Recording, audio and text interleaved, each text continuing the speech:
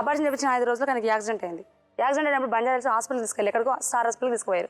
తీసుకుపోయిన తర్వాత నేను వెళ్తా అంటే నేను వెళ్ళి అప్పటికే నాకు అబార్షన్ అయిన ఒక 5 డేస్కి ఆయనకి యాక్సిడెంట్ అయింది.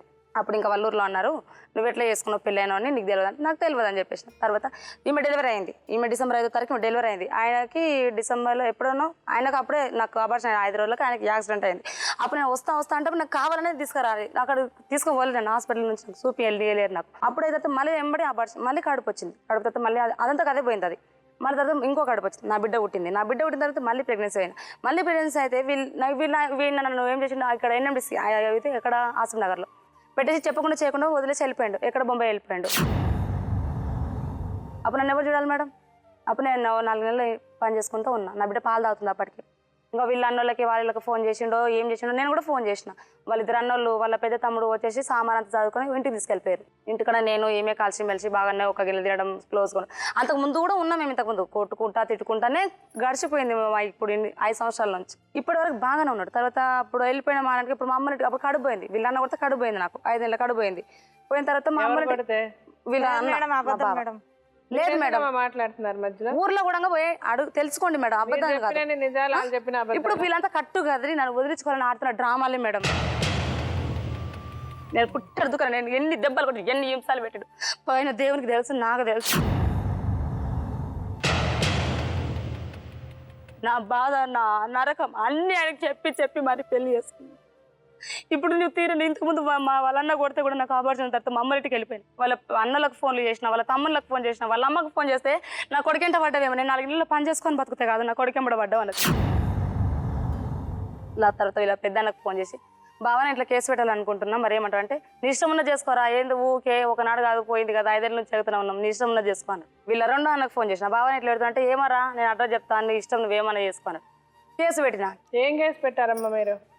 మా ఆయన చెప్పకుండా వదిలేసి అయిపోయాడు. మా బావతో ఆపరేషన్ అయిపోయింది. నా పరిస్థితి ఏంది, నాకు పిల్ల ఉంది, నా పిల్ల పరిస్థితి, నాకు న్యాయం కావాలి, నా మొగుడు కావాలి అన్నీ నేను లేకుండా ఆయన లేకుంటే నేను ఉండననే ఒక్కటే వీక్నెస్ పాయింట్ ఇంత ఆట ఆడిస్తుంది మేడం నన్ను.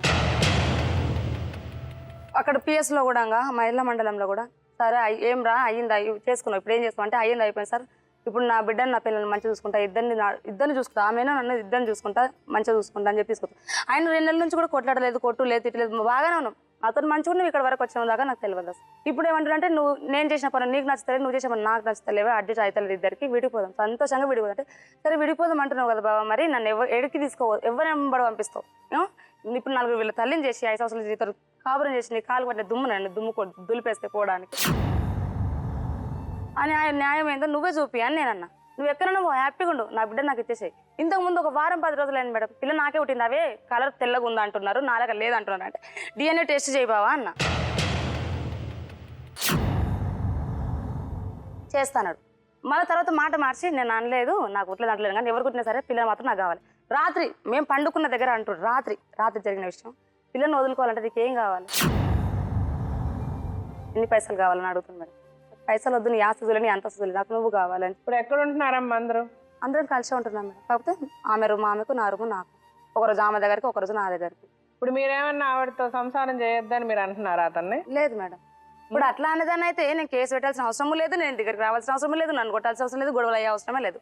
2 నెలల నుంచి నాతో బాగానే ఉన్నావు, గొడవలు లేవు, ఏం లేవు. ఇక్కడికి వచ్చిన స్టార్టింగ్లో ఇద్దరం కొట్టుకున్నాం. అంటే మామూలుగా నేను చేసుకోలేదు, వీళ్ళు ఇద్దరు కొట్లాడుతారు, ఎందుకు కొడుతున్నా చెప్పి అడ్డం పోతే రిటర్న్ నన్నే కొట్టేసి. ఇప్పుడు మీరు చేసిన తప్పు తెలుస్తుందమ్మా, మీరు అసలు అలా తను ఎందుకు చేసుకోవాల్సి వచ్చింది? ఆల్రెడీ ఒక పెళ్ళి అయ్యి ఉన్నాండి. అవును మేడం. సంబంధం పెట్టుకోవడం వల్లే కదా ఈ కష్టం. అవును మేడం. అది మనం చేసిన తప్పే కదా. తప్పే మేడం, ఒప్పుకుంటా. మనం చేసిన తప్పుకి మనం అనుభవిస్తున్నాం అంతే. ఇప్పుడు అనుభవిస్తూనే ఉన్నాం మేడం, 5 ఏళ్ళ నుంచి అనుభవిస్తూనే ఉన్నాం. కొడతా మేడం, ఫుట్బాల్ లెక్క ఆడుకుంటాడు తెలుసు, అంత హీనంగా కొడతా. 7 నెలలు కడుపుతూ ఉన్నదంటే రోడ్లో ఊరుకులాడి కొట్టిండు. డెలివరీ అయ్యే టైంలో నాకు నొప్పి స్టార్ట్ అయిన టైంలో కూడా నా దగ్గర లేడు, ఒక్కరోజు నేను హాస్పిటల్ కూడా రాలేదు. కలిసి ఉన్నప్పుడు ఆవిడ చెప్పిన మాటలకు నేను మోసపోయి చేసుకున్నాను అన్నావే, ఏం మోసం చేసింది అమ్మాయి నిన్ను? దొరికింది కదా వాడుకుందాం అని మొదలు పెట్టు. అట్లా దొరికింది కదా వాడుకుందాం అని మొదలు పెడితే అమ్మాయి నీకు తగులుకుంది స్ట్రైట్ గా గట్టిగా. నువ్వేమనుకున్నావు, ఆడుకున్నంతకాలం ఆడుకొని వదిలేసుకోవచ్చు అనుకున్నావు, అమ్మాయి వదలలే నేను. ఇదే జరిగింది మీ ఇద్దరి మధ్య కదా. అంతే మేడం. నన్ను చేసుకుని ఇంటికి తీసుకెళ్ళిన అబార్షన్ యాక్సిడెంట్ యాక్సిడెంట్ ఒక 2 నెలలు 3 నెలలు కోలుకున్నప్పుడు వాళ్ళ అమ్మలను తీసుకొచ్చి పంచాయతీ పెట్టింది మేడం ఈమె. అప్పుడు నేను సుఖేసిన బట్టలు పెట్టుకుని వద్దు బావ నాకు ఈ టార్చర్లు నాకు వద్దు, నీకు పెళ్ళి అయింది కదా ఆమెతోనే ఉండు, నేను ఉండను, నేను వెళ్ళిపోతా అని చెప్పి బయలుదేరితే వెళ్ళనియలేరు. ఈయన వెళ్ళనియలు, వాళ్ళ అన్నదమ్ములు ఎవరు వద్దు వద్దు. అవసరానికి ఈమెను వదిలేసుకున్నాడు, సంవత్సరం అంతా ఈమెను వదిలేసిండు, నన్ను చూసుకుని ఈమెను వదిలేసిండు మేడం.